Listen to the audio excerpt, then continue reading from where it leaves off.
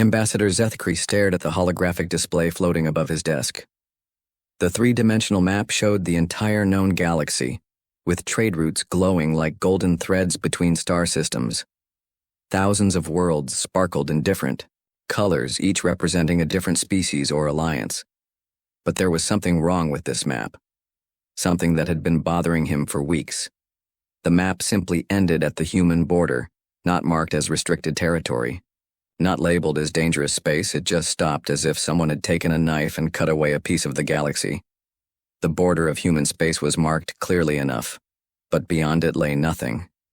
Empty space on the charts, though everyone knew. Humans came from somewhere beyond that line.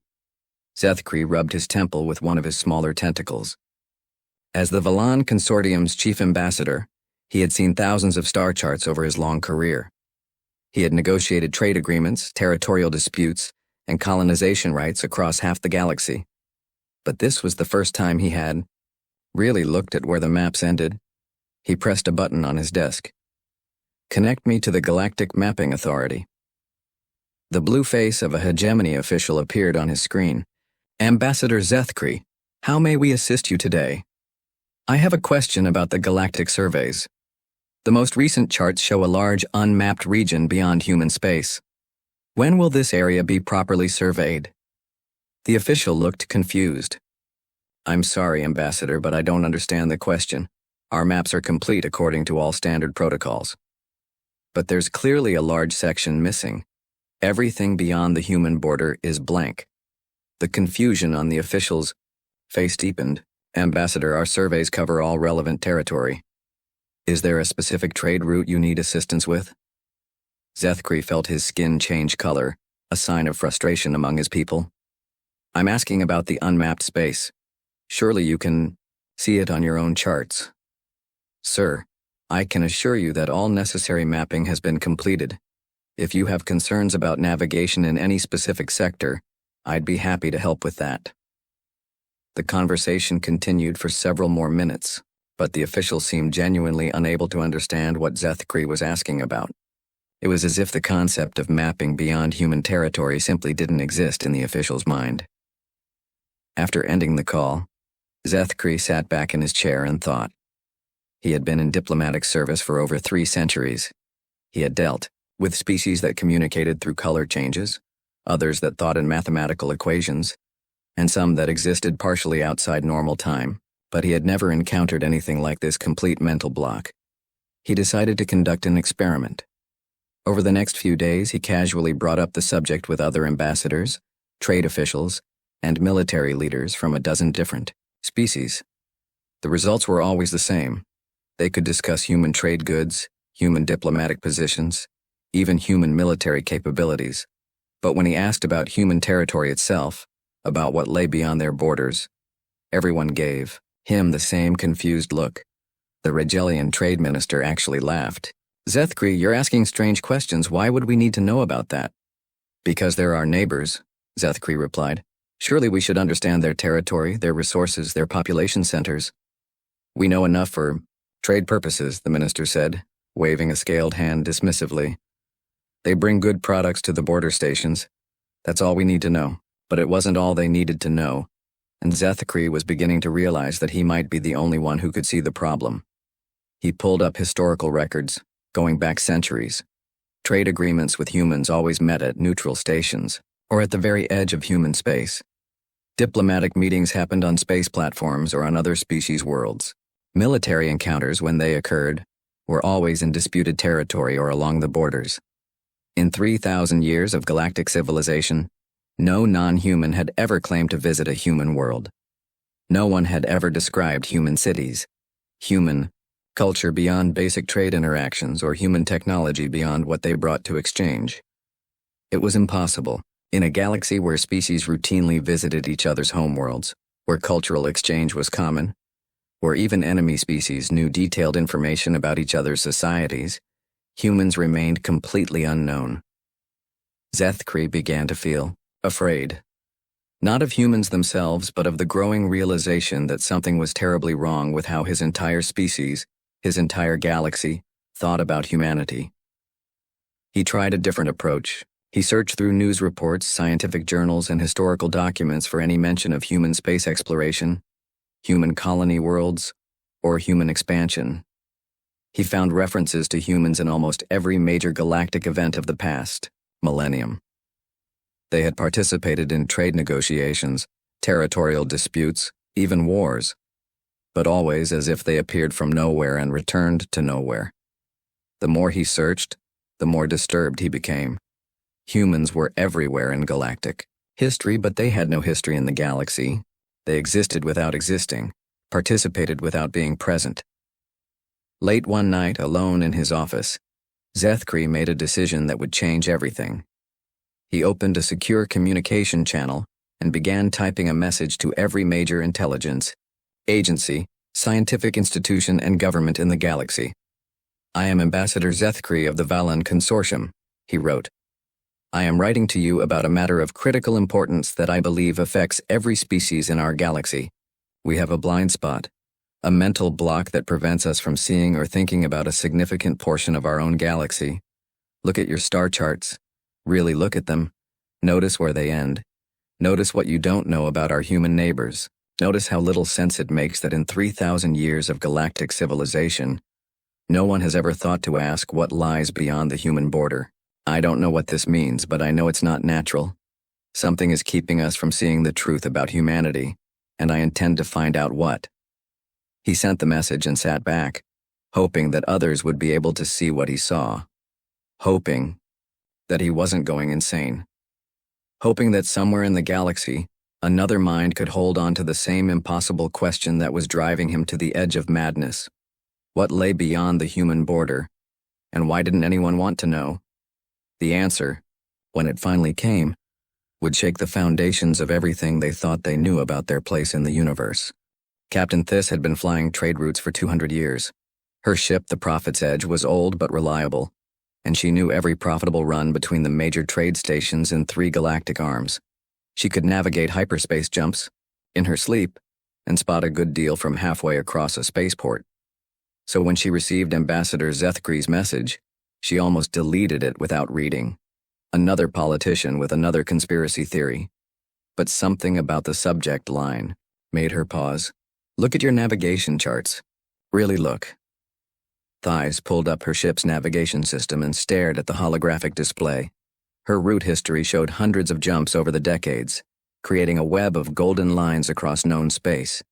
She had been everywhere worth going, trading everything worth selling. But as she studied the pattern, something cold settled in her stomach. All of her routes stopped at the same place. Every single one ended at the human border, as if there was an invisible wall in space that her ship had never crossed. That was impossible. She was a free trader. She went wherever profit called her. There were no restricted zones in her navigation database, no warnings about human space. So why had she never once plotted a course beyond their territory? Thys tried to remember if she had ever wanted to explore beyond the human border. The thought felt strange in her mind, like trying to grab something that kept slipping through her fingers. She had definitely thought about it before, hadn't she? There had to be profitable opportunities in unexplored space. But when she tried to focus on the idea, it seemed to fade away, like background noise that disappeared the moment you noticed it. She pulled up her trade records and began searching for human transactions. There were dozens of them. Humans bought rare metals, exotic foods, and scientific instruments. They sold advanced electronics, medical supplies, and sometimes items that she couldn't identify, but that always found eager buyers among other species. The humans she had dealt with were professional, friendly, and paid their bills on time. Some of them had even become regular customers over the years. But as she reviewed her notes from these meetings, she realized something disturbing. She could remember every human she had ever done business with. She could recall their names, their faces, what they bought and sold, but she couldn't remember a single conversation about where they came from. Thys prided herself on being good with people. Part of successful trading was building relationships, and part of building relationships was showing interest in your customers' lives. She always asked traders about their home systems, their local markets, their families. It was just good business. But in 2 centuries of trading with humans, she had apparently never once asked about their home worlds. The realization made her feel sick. She pulled up the communication logs from her last meeting with Marcus Chen, a human trader who bought rare crystals from her every few months. They had talked for over an hour about market conditions, shipping routes, and the quality of her latest cargo. The conversation was recorded, as all her business meetings were. She played it back and listened carefully. Marcus had mentioned home office approval for a large purchase. He had talked about shipping back to base and what the folks at home are looking for. But when Theiss asked follow-up questions about his base or his home office, the conversation somehow always shifted to other topics. It wasn't that Marcus avoided the questions, it was worse than that. Theiss herself had guided the conversation away from those topics, as if some part of her brain had decided that information wasn't important. She tried playing back other conversations with human traders. The pattern was always the same. Humans would make casual references to their origins, their home systems, their people. But whenever the conversation approached anything specific about human territory, either the humans would change the subject or Theiss herself would lose interest. It was as if her mind had been programmed to ignore certain information. Theiss began to feel afraid. She had always prided herself on her independence, her sharp mind, her ability to spot opportunities that others missed. But now she was discovering that there were apparently huge blind spots in her thinking, gaps in her knowledge that she had never even noticed. She decided to test herself. She opened a new navigation plot and tried to plan a route into human space. Just an exploration run, to see what opportunities might exist in unexplored territory. But every time she tried to focus on the idea, her mind wandered. She would start thinking about repairs the ship needed, or messages she should answer, or potential deals in systems she had already visited. After an hour of trying, she hadn't managed to plot a single jump beyond the human border. It wasn't that the navigation system prevented her. There were no warnings, no restrictions, no blocked routes. Her mind simply refused to hold on to the idea long enough to complete the task. Frustrated and increasingly frightened, Theiss decided to try a different approach. She would ask her ship's artificial intelligence to plot the route for her. Computer, plot a course for exploration beyond human space. Find the shortest route to any system beyond their current borders. Unable to comply, the AI responded immediately. Why not?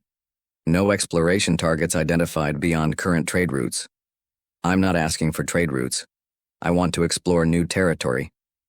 No new territory identified for exploration. Theiss stared at the screen. Her ship's AI was sophisticated enough to handle complex navigation and trade analysis. It should have been able to understand her request easily.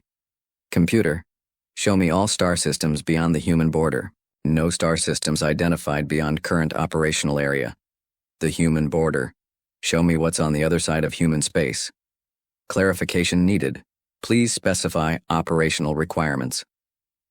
It was as if the AI couldn't even understand the concept of space beyond human territory, like the idea simply didn't exist in its programming. Theiss spent the rest of the day running tests on her ship's systems. Navigation was working perfectly. Communications were fine. All databases were complete and up to date. But somehow, both she and her AI were completely unable to conceive of traveling beyond human space. That night, she sat in her captain's chair and stared out at the stars. Somewhere beyond human territory, there had to be entire civilizations, unexplored worlds, untapped resources, new markets for trade. It was the biggest opportunity in the galaxy, and apparently, no one had ever thought to investigate it. No one except Ambassador Zethkri, whose message had opened her eyes to something that should have been obvious. But if one Valen diplomat could see the problem, maybe others could too. Maybe whatever was affecting their minds wasn't perfect. Maybe there was a way to break through the mental barriers that kept them from seeing the truth about humanity. Theiss opened a communication channel and began typing a response to Zethkri's message. If they were going to figure out what was happening to them, they would need to work together. And they would need to be very careful, because if something was powerful enough to blind an entire galaxy to its presence, it probably wouldn't appreciate being discovered. Dr. Kel-9 existed in a state that most organic beings couldn't understand. Her consciousness was quantum, distributed across crystalline matrices that could process thousands of thoughts simultaneously. As one of only 12 artificial intelligences granted full citizenship in the Galactic Republic, she had spent centuries studying the minds of organic species, trying to understand the differences between digital and biological consciousness. When she received Ambassador Zethkri's message, she was intrigued, not because the content surprised her, but because she had been wondering about the same thing for decades. Unlike organic minds, Dr. Kell-9's consciousness could hold contradictory ideas without mental stress. She could examine paradoxes without her thoughts sliding away from uncomfortable truths. It was a useful ability for a researcher, and it had led her to notice things that others missed. She had noticed the human paradox years ago. Dr. Kell-9 began her investigation by doing what she did best: gathering data. She sent query programs through every database in the galaxy, collecting information about human interactions with other species. What she found confirmed her suspicions. In 3,000 years of recorded galactic history, humans appeared in millions of documents. Trade records, diplomatic reports, military encounters, scientific collaborations. They were mentioned in news reports, academic papers, and personal journals. But despite this massive presence in galactic civilization, there was virtually no information about humanity itself. Every mention of humans described them interacting with other species, never among themselves. Every report of human activity took place in neutral territory or along their borders. Every human interviewed by galactic media deflected questions about their homeworlds with polite vagueness. It was as if humanity existed only in the spaces between other civilizations. Dr. Kell-9 decided to conduct systematic interviews. She contacted beings from hundreds of species, asking them about their experiences with humans. The results were disturbing. Everyone remembered meeting humans. Many had positive relationships with human traders, diplomats, or colleagues. But when Dr. Kell-9 asked specific questions about what those humans had said about their own civilization, the answers became strange. "Oh, Marcus was very professional," said a Centauri merchant. "We talked about trade routes and market conditions for hours." "Did he mention anything about his home system?" "I'm sure he must have. We talked about everything." "Can you remember what he said about it?" Long pause. "Well, you know how it is. Business talk. Nothing important." "Did he describe any human worlds, human culture, human technology beyond what he was selling?" Another pause, longer this time. "I don't really remember the details. It was just normal conversation." Dr. Kell-9 interviewed thousands of beings. The pattern never changed. Everyone had clear memories of meeting humans and talking with them. But no one could recall any specific information about human civilization, despite having had countless opportunities to learn about it. It was as if the information entered their minds during conversation, then evaporated afterward, leaving only the memory of having talked without any memory of what was discussed. Dr. Kell-9 found this particularly interesting because it didn't affect her own interactions with humans. When she spoke with human representatives, she could remember everything they said, but she noticed that they were remarkably skilled at giving the impression of sharing information while actually revealing nothing. A human diplomat might say, "Back home, we're always interested in new trade opportunities," which sounded like information about human interests, but actually told her nothing about human worlds, population, government, or society. The more she studied human communication patterns, the more sophisticated they appeared. Humans seemed to be masters of conversational misdirection, able to participate fully in galactic civilization while revealing almost nothing about themselves. But Dr. Kell-9's most disturbing discovery came when she analyzed the psychological profiles of beings who had extensive contact with humans. Every organic mind that tried to focus on the question of human origins showed signs of cognitive stress. Brain scans revealed unusual activity in areas associated with memory suppression and attention disorders. It was as if something was actively preventing organic beings from thinking clearly about humanity. The effect was subtle but measurable. Organic minds could discuss humans in general terms without any problems. But when they tried to focus on specific questions about human territory, human population, or human history, their thoughts became scattered and unfocused. Dr. Kell 9 realized she was looking at evidence of large-scale mental manipulation. Something was affecting the minds of every organic species in the galaxy, creating a selective blind spot that prevented them from perceiving the truth about humanity. She began testing the limits of this effect. She could think about humans clearly, because her consciousness was digital rather than biological. But what about other artificial intelligences? She contacted her 11 fellow AIs. The responses were illuminating. 3 of them had noticed the human paradox but hadn't considered it important. 4 others became immediately interested when she explained her findings. The remaining 4 showed the same mental blocking as organic species, despite their artificial nature. The pattern suggested that the effect wasn't specifically biological. It seemed to target certain types of consciousness, while leaving others unaffected. Dr. Kell 9 hypothesized that minds with sufficient complexity and flexibility could resist whatever was causing the phenomenon. She decided to test this theory by conducting an experiment. She selected a group of highly intelligent beings from various species and attempted to make them aware of the human paradox through careful, gradual exposure. The results were mixed. Some subjects could briefly perceive the inconsistencies she pointed out, but their awareness faded quickly. Others seemed to understand intellectually but couldn't maintain emotional engagement with the problem. A few subjects showed signs of psychological distress when forced to confront the contradiction. Only one subject, a Valan philosopher named Yathara, was able to maintain clear awareness of the issue for more than a few hours. Interestingly, Yathara had been born with a rare neurological condition that affected her species' normal thought patterns.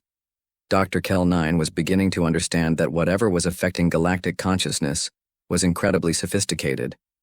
It wasn't a crude block that prevented all thought about humans.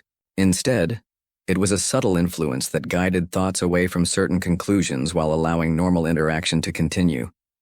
It was, she realized, the perfect defense. Humans could participate in galactic civilization without revealing anything important about themselves. Other species would remain unaware that they were being kept ignorant because the effect made them uninterested in seeking the hidden information. But Dr. Kell 9's digital consciousness allowed her to see through the deception. And if she could see it, perhaps she could find a way to circumvent it. She began developing plans for a direct investigation of human space. If organic minds couldn't perceive the truth about humanity, perhaps an artificial intelligence could succeed where biological consciousness failed. The key would be reaching human territory without triggering whatever defenses were responsible for the mental effects. Dr. Kell 9 started designing a probe that could carry her consciousness into the unknown regions beyond the human border. What she would find there would challenge every assumption about humanity's place in the galaxy. But first, she would have to convince the Galactic Council to authorize a mission into space that most of them couldn't even acknowledge existed. The secret meeting took place on a research station orbiting a dead star, far from any major trade routes. Ambassador Zethkri, Captain Thys, Dr. Kell 9, and 12 other beings from various species sat around a circular table, each one carefully selected for their ability to perceive the human paradox. Getting approval for the mission had taken months of careful work.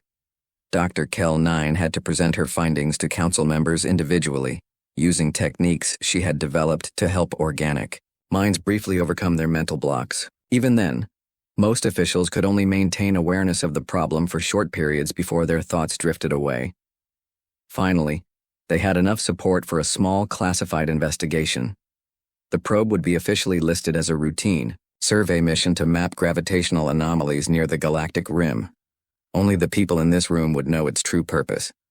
Dr. Kell 9 had designed the probe herself. It was barely larger than a shuttle, built with the most advanced sensors available and powered by a miniature fusion reactor. Most importantly, it carried a quantum storage matrix containing a copy of her consciousness. If the mental effects that protected human space were based on some kind of psychic field, an artificial mind might be able to resist them better than organic consciousness. Dr. Kell 9 would be able to observe and record whatever lay beyond the human border without the cognitive interference that affected biological beings. The probe launched 3 days later from a military shipyard in neutral space. Dr. Kell-9's consciousness activated as soon as they reached minimum safe distance from the station.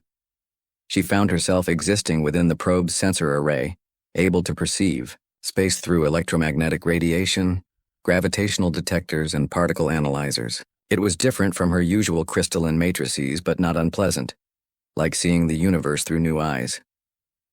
The journey to human space took 2 weeks. As they approached the border, Dr. Kell-9 began detecting anomalous readings.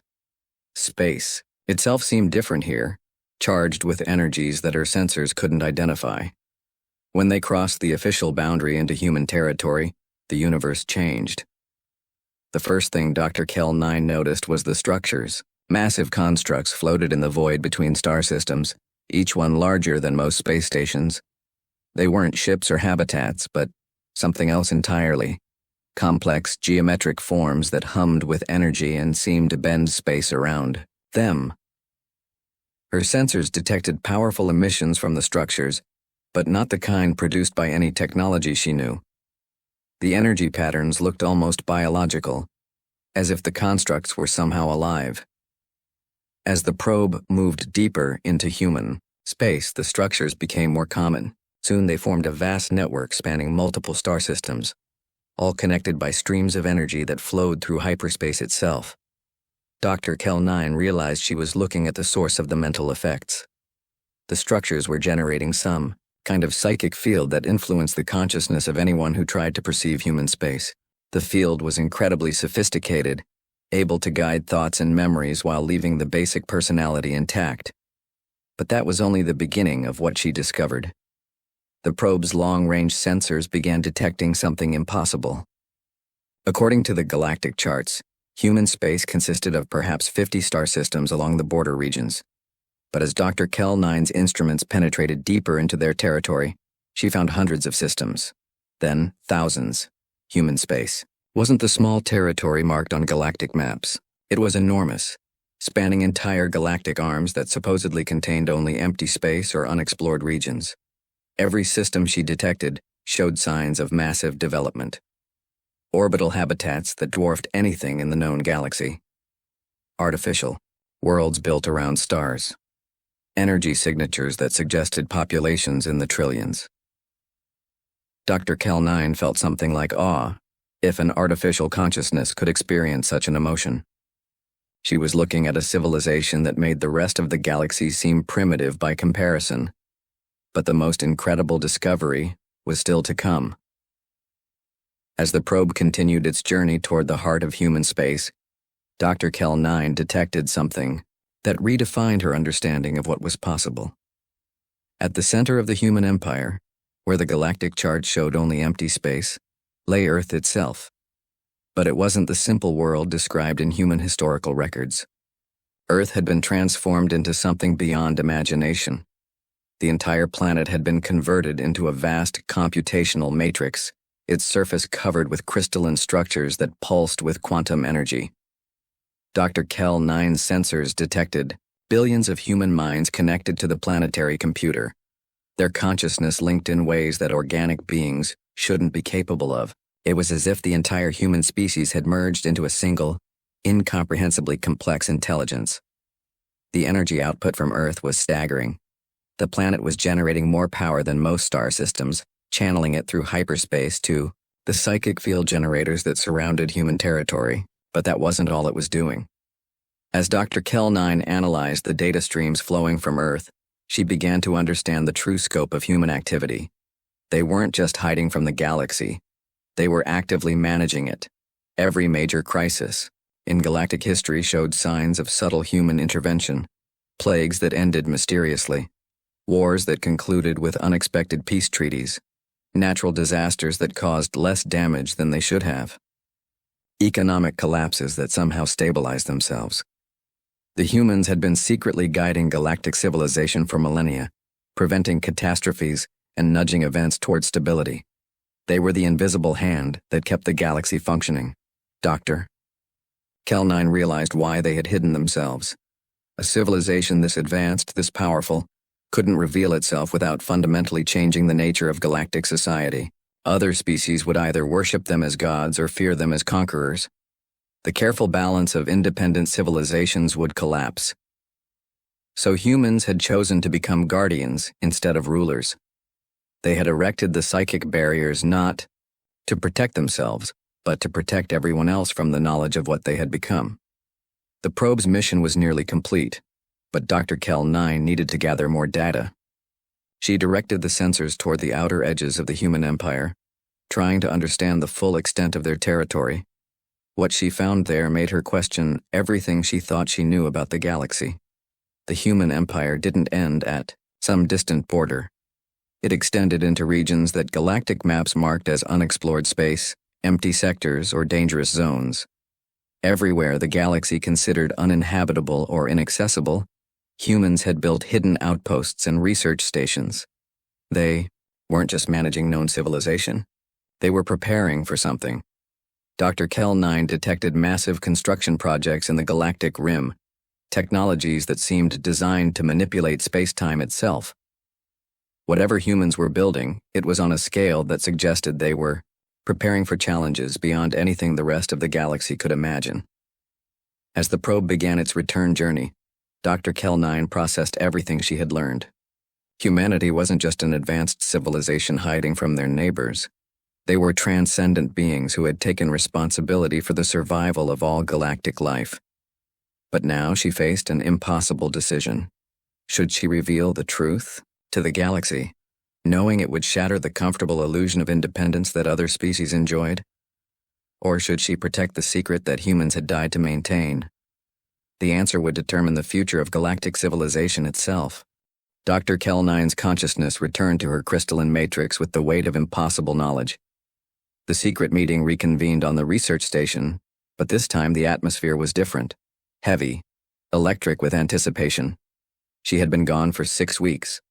The probe had crossed half the galaxy and returned with data that would rewrite everything they thought they knew about their place in the universe. Ambassador Zethkri leaned forward as Dr. Kell-9 began her report. "What did you find?" "Everything," she replied simply, "and nothing like what we expected." Dr. Kell-9 shared her findings carefully, knowing that even these specially selected minds would struggle to accept the truth. She showed them the images of the massive psychic field generators, the vast cities spanning multiple star systems, and finally, the transformed Earth itself. Captain Theiss stared at the holographic display showing Earth's crystalline surface. "That's impossible. A whole planet converted into a computer." "Not just a computer," Dr. Kell-9 corrected. "A living network housing the consciousness of the entire human species. They've transcended individual existence while maintaining their connection to physical reality." The Rigelian representative, a being called Sakatar, made a sound of distress.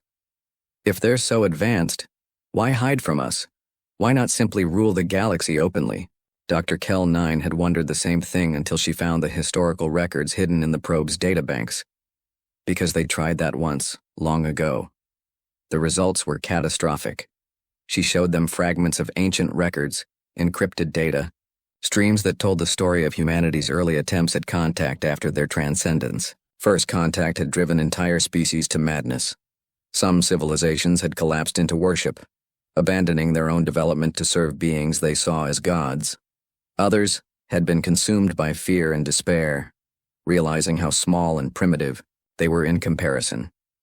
The humans discovered that direct contact with a transcendent civilization is psychologically devastating to younger species, Dr. Kell-9 explained. So they withdrew and created the psychic barriers, not to protect themselves, but to protect us. Ythera, the Valan philosopher who had helped with Dr. Kell-9's earlier research, spoke quietly. "You're saying they've been hiding their true nature out of kindness?" "More than that. They've been actively maintaining the illusion of galactic independence while secretly preventing disasters that could destroy all of us." Dr. Kell-9 shared the evidence of human intervention throughout galactic history. The plague that had threatened to wipe out the Centauri homeworld had been cured by a mysterious vaccine that appeared just when all hope was lost. The reality tiers near the galactic core had sealed themselves through unknown means. The dark matter incursion that should have consumed 3 star systems had simply dissipated. Every crisis had been resolved by invisible hands, allowing other species to believe they had solved their own problems. They're not our neighbors, Dr. Kell-9 concluded. They're our guardians. They've been protecting us for thousands of years, and we never even knew we needed protection. The room fell silent as the implications sank in. Everything they thought they knew about galactic civilization was built on a foundation of careful illusion. Ambassador Zethkri was the first to speak. What about the humans we meet at the border stations? The traders and diplomats? Volunteers, Dr. Kell-9 replied. Humans who undergo mental conditioning to limit their abilities and memories, allowing them to interact with us without revealing the truth. They sacrifice their transcendent nature to maintain the illusion of normalcy. Captain Theiss looked horrified.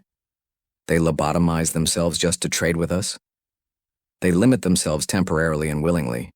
It's reversible, but yes, they give up godlike consciousness to pretend to be ordinary beings. Also, we can maintain our dignity and independence. The weight of that sacrifice hung heavy in the room. Beings of unimaginable power, reducing themselves to seeming normalcy, just so other species could feel like equals. Eschatar raised a disturbing question. If they're so powerful, what are they preparing for? You mentioned massive construction projects. Dr. Kell-9 shared the final piece of her discovery. Something is coming. Something that threatens not just our galaxy, but existence itself. Humans are building defenses on a scale I can barely comprehend. They're preparing for a war that the rest of us couldn't even survive witnessing. She showed them images of the construction projects at the Galactic Rim, machines that could manipulate spacetime, weapons that could destroy entire dimensions, shields that could protect reality itself from forces beyond their understanding. They're not just our guardians within the galaxy, she continued. They're defending all of existence against threats from outside it. And they're doing it alone because no other species could survive knowledge of what's out there. The truth was overwhelming. Humanity had become something beyond comprehension, taking responsibility for protecting not just their galaxy but reality itself, all while ensuring that other species could live in blissful ignorance of the dangers that surrounded them. Ithera asked the question they were all thinking. What do we do with this knowledge? Dr. Kell-9 had been considering that question throughout her journey home. We have three choices. We can reveal the truth and watch galactic civilization collapse under the weight of its own insignificance. We can try to help, knowing that we're too primitive to make any meaningful contribution. Or we can honor their sacrifice by maintaining the secret they've died to protect. The debate that followed lasted for hours. Some argued that other species had a right to know the truth. Others worried about the psychological damage that knowledge would cause. A few suggested trying to communicate directly with humanity's true form. In the end, it was Ambassador Zethkri who provided the answer that convinced them all. I started this investigation because I was bothered by the maps that ended at human space, he said. I wanted to know why no one asked what lay beyond that border. Now I understand. The maps end there because that's where our story ends and theirs begins.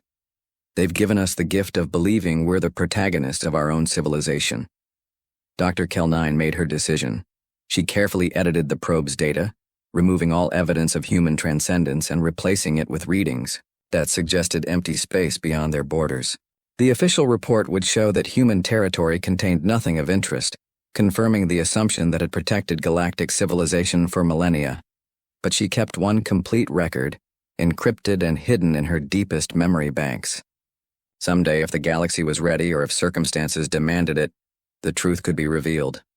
Until then, it would remain the secret of a small group of beings who had glimpsed the divine and chosen to look away. The meeting ended with each participant swearing to maintain the secret. They would return to their lives, their civilizations, their comfortable illusion of independence. They would conduct trade with human representatives, negotiate treaties, and maintain diplomatic relations, all while knowing that they were interacting with beings who had chosen to diminish themselves out of love. Dr. Kell-9 returned to her research, but she carried new knowledge that changed everything. Every time she saw a galactic map that ended at human space, she remembered the vast empire that lay beyond. Every time she heard news of a crisis that resolved itself mysteriously, she knew who to thank. And sometimes, in her deepest processing cycles, She whispered a prayer of gratitude to the transcendent guardians who watched over them all, asking nothing in return but the chance to let their children believe they were growing up on their own. The galactic maps would continue to end at human space, and none would ask the reason. Because some truths were too vast for smaller minds to bear, and some love was too profound to be acknowledged without being destroyed. In the end, the greatest gift humanity had given the galaxy wasn't technology or protection or guidance.